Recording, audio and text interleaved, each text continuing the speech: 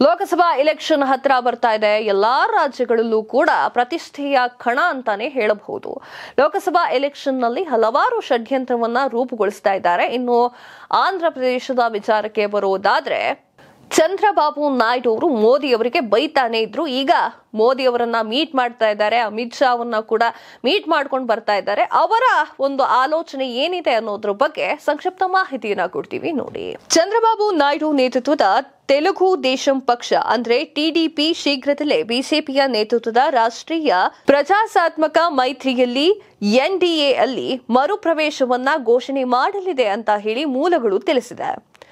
ಔಪಚಾರಿಕ ಘೋಷಣೆಗೆ ಅಡ್ಡಿಯಾಗಿರುವ ಏಕೈಕ ಅಡಚಣೆ ಯಂತ್ರ ಸ್ಥಾನಗಳ ಬಗ್ಗೆ ನಡೆಸುತ್ತಿರುವ ಮಾತುಕತೆ ಇದಾಗಿದೆ. ಔಪಚಾರಿಕ ಮೈತ್ರಿಯ ಮೊದಲ ಪರಿಹಾರದ ಅಗತ್ಯವಿರುವಂತಹ ಪ್ರಾಥಮಿಕ ವಿವಾದವಂದ್ರೆ ಟಿಡಿಪಿ ಮತ್ತು ಬಿಜೆಪಿಯ ಎರಡನ್ನ ಒಳಗೊಂಡು ಸೀಟು ಹಂಚಿಕೆ. ನಟ ಪವನ್ ಕಲ್ಯಾಣ್ ನೇತೃತ್ವದ ಜನಸೇನಾ ಪಕ್ಷಕ್ಕೆ ಹೆಚ್ಚುವರಿ ಪರಿಗಣನೆಗಳು ಮೂಲಗಳು ಸೇರಿಕೊಂಡಿದೆ. ಮೂಲಗಳ ಪ್ರಕಾರ ಸೀಟು ಹಂಚಿಕೆಯ ಪ್ರಸ್ತಾಪಿಸಿದ ಸೂತ್ರವು ಟಿಡಿಪಿಗೆ 18 ಸ್ಥಾನಗಳು, ಜನಸೇವೆಗೆ 2 ಸ್ಥಾನಗಳು ಮತ್ತು ಆಂಧ್ರ ಪ್ರದೇಶದಲ್ಲಿ ಬಿಜೆಪಿಗೆ 5 ಸ್ಥಾನವನ್ನ ಹಂಚಿಕೆ ಮಾಡಲು ಸೂಚನೆಯನ್ನ ನೀಡಿದೆ.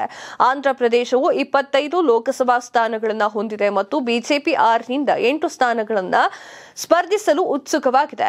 ಆಂಧ್ರ ಪ್ರದೇಶದ ಪ್ರಮುಖ ವಿರೋಧ ಪಕ್ಷವಾಗಿರುವಂತಹ ಟಿಡಿಪಿ ತೆಲಂಗಾಣ ಮತ್ತು ಔಪಚಾರಿಕವಾಗಿ ಪ್ರತ್ಯೇಕಗೊಳ್ಳಲಾದ ಎನ್ಡಿಎ ಜೊತೆ 214 ಲೋಕಸಭಾ ಚುನಾವಣೆಯಲ್ಲಿ ಸ್ಪರ್ಧೆ ಮಾಡಿತ್ತು. ಆಂಧ್ರ ಪ್ರದೇಶದಲ್ಲಿ ಒಟ್ಟು 47 ಸ್ಥಾನಗಳ ಪೈಕಿ ಬಿಜೆಪಿ 3 ಸ್ಥಾನವನ್ನ ಗೆದ್ದಿತ್ತು ಅಂತ ಹೇಳಲಾಗಿದೆ. 2018ರಲ್ಲಿ ತೆಲುಗು ದೇಶಂ ಪಕ್ಷ ಅಂದ್ರೆ ಟಿಡಿಪಿ ರಾಷ್ಟ್ರೀಯ ಪ್ರಜಾಸತ್ತಾತ್ಮಕ ಒಕ್ಕೂಟದಿಂದ ಅಂದರೆ ಎನ್ಡಿಎ ಹಿಂದೆ ಸರಿದಿತ್ತು. ಆದಾಗ್ಯೂ ಈ ಪತನವು 2019ರ ಚುನಾವಣೆಯಲ್ಲಿ ಪಕ್ಷಕ್ಕೆ ತೀವ್ರ ಪರಿಣಾಮಗಳನ್ನ ಬೀರಿತ್ತು.